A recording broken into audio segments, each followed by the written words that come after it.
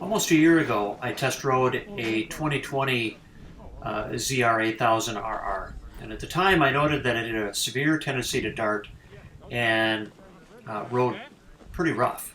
The sled was a handful, and I didn't care for it.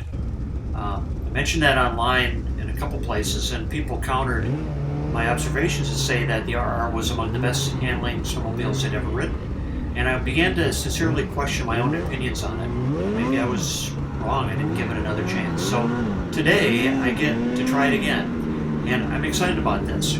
This should be good. The first thing I noticed, even in this stretch of trail, is how well matched the engine and chassis are.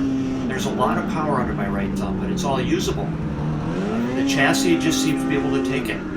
One thing I remember from last year's ride is that the sled basically wanted you to be more aggressive, and the 2021 is no different. All of the darting from last year is gone this year. Clearly there was something wrong with last year's demo sled.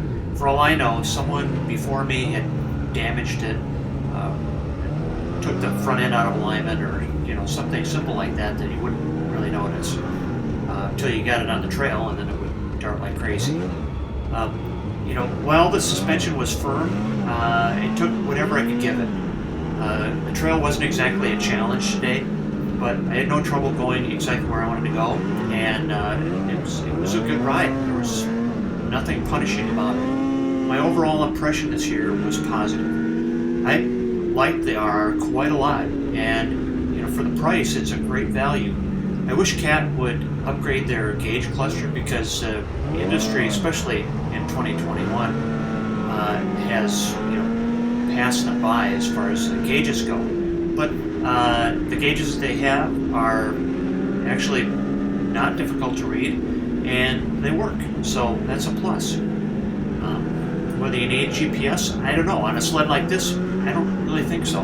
But they don't have it available anyplace else either, so that would be nice. A couple things worth noting. Up ahead here, I will cross a lake, and top speed across the lake was something north of 90 miles an hour.